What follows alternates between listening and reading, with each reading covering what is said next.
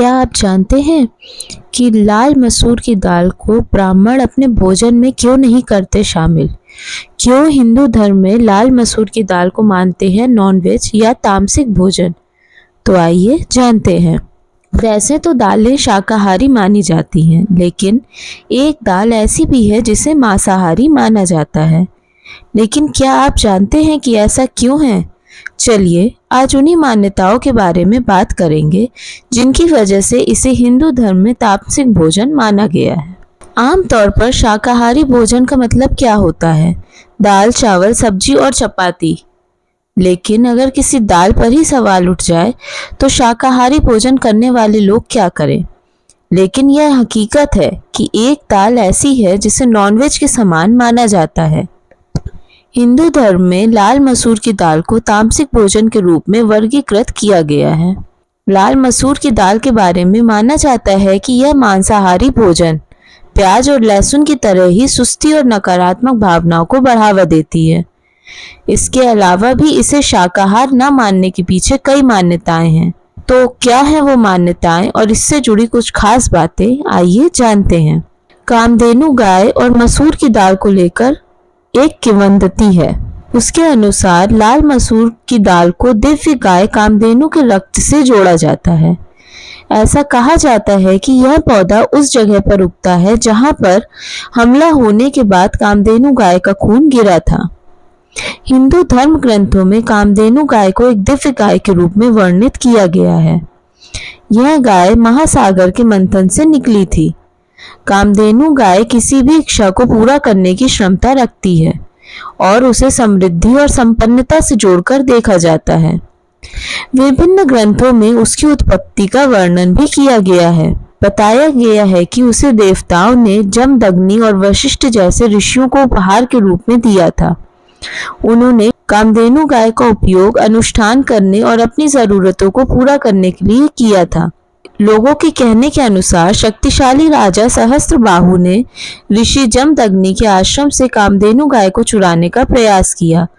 इसके बाद हुए संघर्ष में राजा सहस्त्रबाहु अर्जुन ने कामधेनु गाय पर बाणों से हमला किया। ऐसा कहा जाता है कि जहां भी कामधेनु गाय का खून गिरा वहां लाल मसूर की दाल का पौधा उग गया। इसीलिए लाल मसूर की दाल को सीधे दिव्य गाय के कष्ट और बलिदान से जोड़कर देखा जाता है। इसी वजह से ब्राह्मण इसे तामसिक भोजन मानते हैं। और एक ऐसी भी मान्यता है कि जब भगवान विष्णु ने स्वर भानु नाम के दैत्य का मस्तक काटा तो वह मरा नहीं, बल्कि उसका शरीर 2 हिस्सों में बंट गया। उसका सिर राहु कहलाया और धड़ केतु। ऐसा माना जाता है कि मस्तक कटने से जो रक्त गिरा उसी से लाल मसूर की दाल उत्पन्न हुई।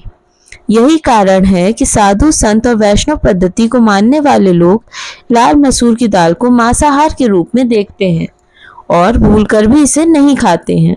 लाल मसूर की दाल को हाई प्रोटीन सामग्री वाला भी माना जाता है, जिसके कारण आहार संबंधी प्रभाव के मामले में इसकी तुलना मांस से की जाती है। हाई प्रोटीन की वजह से लाल मसूर की दाल काम शक्ति को प्रोत्साहित करती है, साथ ही क्रोध को भी बढ़ाती है। लाल मसूर की दाल खाने से मन में उग्रता का भाव आता है। माना जाता है कि यह सुस्ती को भी बढ़ावा देती है। ये सभी चीजें साधु संतों और ब्राह्मणों के लिए ठीक नहीं होती। इसलिए प्राचीन समय से ही हमारे विद्वानों ने लाल मसूर की दाल खाने पर पाबंदी लगाई हुई है। साथ ही इसका उपयोग तंत्र मंत्र के उपायों में भी किया जाता है। इसके पीछे भी यही कारण है कि जहां मूल रूप से मांसाहार का उपयोग नहीं किया जा सकता, वहीं इस दाल और इससे बने व्यंजनों का उपयोग मांसाहार के रूप में किया जाता है। हिंदू पौराणिक कथाओं और सांस्कृतिक प्रथाओं में निहित कई कारणों से देवी काली को लाल मसूर दाल चढ़ाई जाती है। इसे विशेष रूप से काली पूजा जैसे अनुष्ठानों के दौरान देवी को चढ़ाने के लिए इस्तेमाल किया जाता है। ऐसी ही मान्यताओं के अनुसार लाल मसूर की दाल हिंदू संस्कृति में दोहरी स्थिति रखती है। इसे तामसिक भोजन के रूप में वर्गीकृत किए जाने के कारण ज्यादातर साधक या तपस्वी इसे खाने से बचते हैं। अगर आपको ये जानकारी अच्छी लगी हो तो please like, share and subscribe my channel. धन्यवाद।